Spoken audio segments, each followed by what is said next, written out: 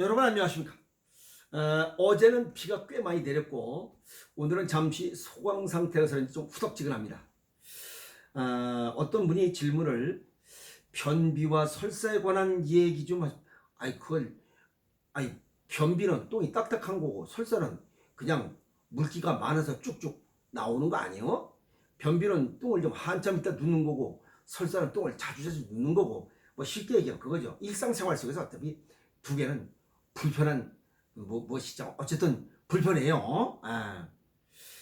이런 것 때문에 미국의 시애틀에 있는 비영리 연구단체인 시스템 생물학 연구소에서 2015년부터 19년까지 비교적 건강한 성인 1425명을 대상으로 선정을 했어요. 선정을 해서 일주일에 한두 번 똥을 누는 사람, 이건 변비야. 그 다음에 낮은 정상, 뭐 아주 이게 하이 클래스가 아니라 낮은 정상, 요거는 일주일에 3번에서 6번 똥 오는 사람, 그리고 아주 짱 좋은 사람, 요건 하루에 1번 내지 3번 똥 오는 사람, 그리고 설사, 이렇게 네 그룹으로 분류를 해서 이 사람들에 대해서 이 수치를 분석한 겁니다. 어떤 것들을? 이 사람들의 대변 샘플을 통해서 장내 미생물 구성과 혈중 대사물, 그 다음에 대사산물, 독소 등을 수치를 분석을 했어요. 보니까 변비와 설사하는 사람들은 독성 단백질 발휘와 관련된 박테리아 수가 더 높은 것으로 나타났고, 단백질 발휘에 생성되는 독소는 장기 손상을 일으키더라 하는 결과까지 찾아나갑니다. 여기서 볼 때 뭐 번역을 잘못한 건지는 모르겠지만 원문을 못 봐서 단백질이 발효된다, 이건 의미가 조금 다르죠. 오히려 단백질이 부패된 것이 더 맞습니다. 의미가 이해가 있죠. 근데 이거보다 더 의미 있는 연구라면 우리 그 부산에 계신 분 아침 점심 저녁을 그냥 생식으로 딱 처리하시는, 자연식으로 아침 점심 저녁을 하시는 분, 그 다음에 인천에 계시는 분처럼 아침 저녁만 하시는 분, 또 저희들 같이 그냥 아침 한 끼는 필수적으로 하는 사람들, 이 사람들과 일반 식사를 가공식품, 초가공식품, 인스턴트 식품 첨가를 먹는 사람들, 이 사람들을 비교하는 게 훨씬 의미 있는 유의미한 연구 결과 아니겠느냐, 이런 생각도 아쉬워해 봅니다. 그죠? 자, 그런데 요들의 연관, 특히 변비가 있는 사람들의 혈액에서는 콩팥을 손상시키는 것으로 알려진 피크레졸 황산염과 인독실 황산염이 홈출됐다는 겁니다. 그러면 변비가 있는 사람들은 콩팥 기능이 손상되고 있다. 콩팥 기능이 손상되면 만병의 근원이 될 수 있다. 왜?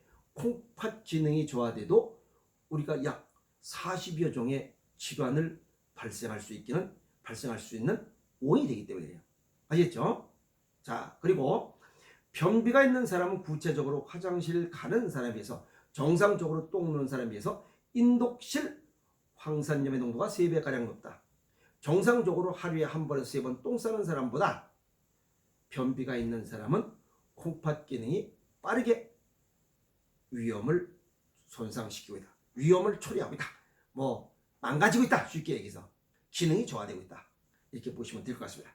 또 변비 그룹에서는 장내 미생물의 다양성이 65.9%가 감소했다. 장내 세균종이 유익균과 유해균의 8:2 비율도 깨졌을 뿐만 아니라 여기 있는 균 수 자체도 줄어들었다는 얘기입니다. 그러면 전체적으로 별 기능이 점점 떨어지고 있다. 그리고 간 손상과 관련된 오메가6 지방산과 호모시스테인 농도는 설사 있는 사람에게서 더 높았다. 그래서 설사를 하면 간 기능이 약해지고 있는 이런 연관성을 찾아냈다, 이렇게 보고 있습니다. 그래서 이러한 이 연구 결과는 그냥 이네들이 쓴 게 아니고 여기 국제학술지 썰리프트 메이신에 게재된 논문 내용입니다. 비정상적인 배변 빈도가 설사와 변비가 미생물의 유래 독소의 혈중 농도를 증가시키고 신장 기능 저하 같은 장기 손상과 관련이 있음을 보여주었다. 여기서 미생물의 유래 독소, 이건 뭐냐면 그 살충제, 뭐 이거 농사 지을 때 그거, 그 다음에 중금속에 오염된 거, 그 다음에 식품 첨가물이 들어가서 이런 것들이 독소가 오염된 것들, 이런 것들이 혈중에 많이 녹아 들어있더라 하는 겁니다. 그러니까 우리가 얘기하는 뭐 식품 첨가물 우습게 그냥 아무거나 그냥 뭐 먹어 제끼는 거, 이거 전부 다 혈액을 오염시키고 그 결과가 콩팥을 손상시키는 이러한 과학적 결과를 도출했다 하는 겁니다. 아시겠죠? 그래서 식품 첨가물은 가능하면 줄이는 게 좋다. 저도 지금 목이 다 안 났습니다. 죄송합니다. 그리고 변비와 설사 같은 배변 이상이 만성 질환의 중요한 원인이 될 수 있다. 변비가 만병의 근원이다. 그 얘기가 그 얘기입니다. 그런데 예방을 위한 생활습관 개선이 필요하다. How to do. 어떻게 하는 얘기? 예방을 어떻게 하느냐? 생활습관 개선을 어떻게 하느냐? 이거 애국가 이절이 없습니다. 뭐 이 인터넷이나 뭐 이런 뭐 원고들 보면 예방을 위한 뭐 개선이 필요하다. 뭘 어떻게 하느냐? 어떻게 물어보면 답을 못 냅니다. 동양의학적 소변을 정리합니다.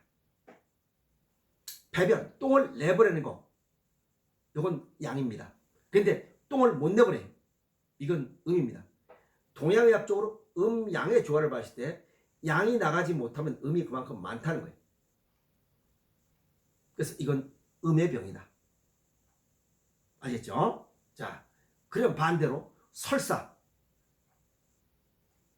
몸 안이 차가워서 그것을 신속하게 내보내고자 하는 이런 생명활동입니다. 이해했죠? 자, 우선 변비. 신장의 수분 조절 기능이 저하된 겁니다.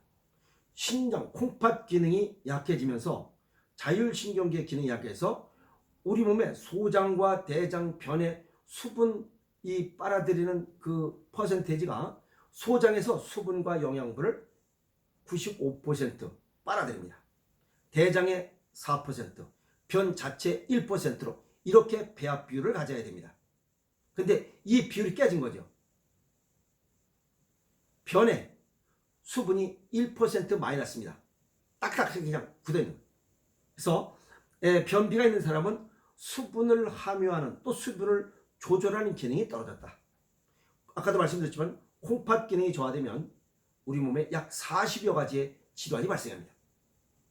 그리고 콩팥과 연관된 것이 또 하나 이 심장과 연관되어 있습니다. 그래서 심장도 약 40여 종의 질환. 그러면 이 변비 하나만으로도 우리 몸에서 일어날 수 있는 질환이 약 80여 종의 질환이 발생합니다. 그래서 변비는 만병의 근원이다. 그 얘기입니다. 자, 그 다음에 설사. 이거는 세 가지로 일단 동양의학적으로 보세요. 하나는 설사가 잦은 사람은 속이 찹니다. 정상 체온을 가질 수가 없어요. 그리고 염기가 부족하다는 게 공통적인 특징입니다. 체내 수분이 너무 많습니다. 체내 수분이 많기 때문에 이것을 빨리 수분을 뽑아내므로써 체내 수분을 통해서 체온을 조절하고자 하는 생명활동의 아주 소중한 이런 조치다, 이렇게 보시면 됩니다. 두 번째는 여기 불필요한 미생물의 과다를 즉시 조절하기 위한 겁니다. 몸속에 유해균이 많으면 빨리 뽑아낸다는 뜻입니다. 세 번째는 음주 등 우리 몸에서 가동할 수 있는 범위 이상의 그런 이 음식을 과다 섭취했을 때 우리 몸에서 이건 가동 범위가 넘는다. 그러면 빨리 배출시켜 버립니다. 그게 설사입니다. 또 하나가. 이해가 있죠? 그래서 이거는 이상 물질 유입 시 즉시 배출하는 것도 생명활동의 일환이고, 네 번째, 최대 염증 과다. 이건 산성화된 체질이다. 산성도 쪽으로 많이 기울었다. 우리 몸의 정상 체액은 7.4에 7.45를 유지해야 되는데 염기가 부족함으로 인해서 어떻게 산성도 쪽으로 기울어서 이 산성도 쪽으로 기울어진 것들을 빨리 배출함으로써 정상적인 체액 7.4, 7.45를 갖기 위한 생명활동입니다. 근데 이거를 막아버리는 이런 약을 먹으면 수명이 단축된다는 사실을 알고 계세요. 알겠습니까? 그래서 산성도 쪽으로 기울었기 때문에 염기가 부족하다. 확실합니다. 그 다음에 찬 음식을 먹어도 설사랍니다. 몸 자체가 지금 차가운데 정상 체온을 갖지 못하고 있는데 또 찬 물, 찬 술, 찬 음료수를 먹으면 어김없이 설사 나오는 이유가 정상 체온을 유지하기 위한 생명활동이다. 이렇게 보시면 됩니다. 그럼 찬 음식 먹지 말아야지. 자, 변비가 왜 생기느냐? 딱 한마디로 수분 부족입니다. 그리고 과도한 스트레스, 스트레스를 많이 받으면 영양소도 고갈되고 수분도 고갈됩니다. 우리 몸에서 스트레스를 쫙 받으면 이 뇌에서 가장 스트레스를 많이 받으면 여기 열이 납니다. 여기에 수분이 고갈돼요.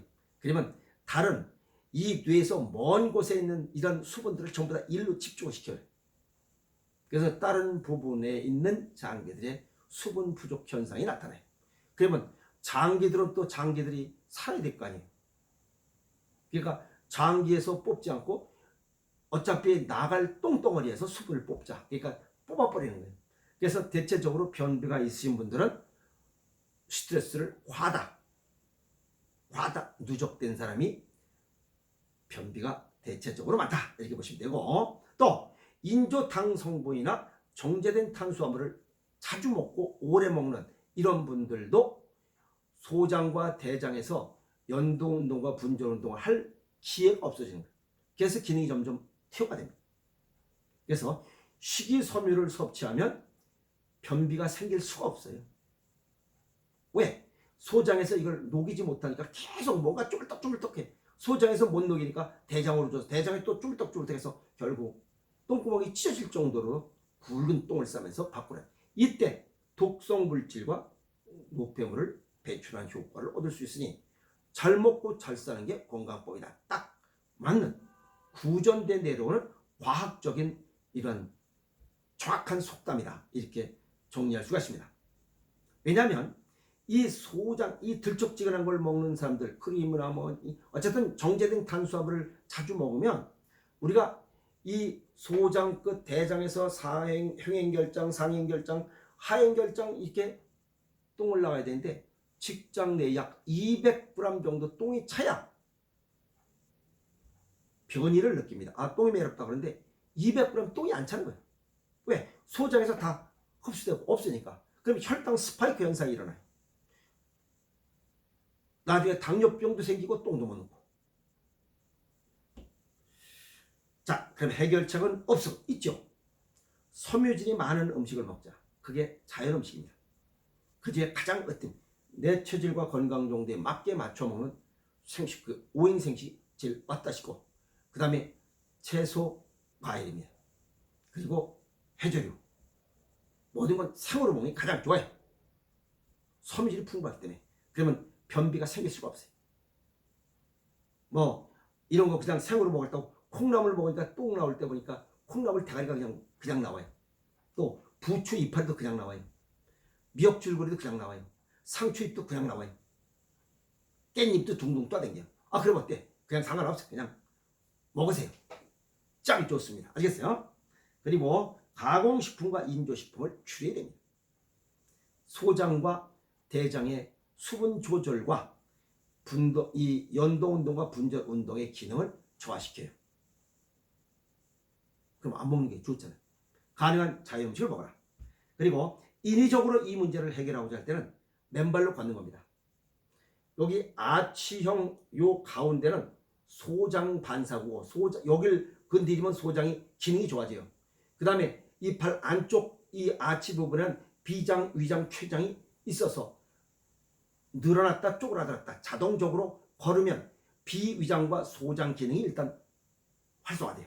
그 다음에 디귿자로 이 소장을 중심으로 디귿자로 여기에 상행결장, 하행결장, 이 횡행결장이 똥창자가 거기 반사고 배치되어 있어요. 그러니까 맨발로 걸으면 이게 전부 다 자극되기 때문에 변비와 설사가 생길 수가 없어요.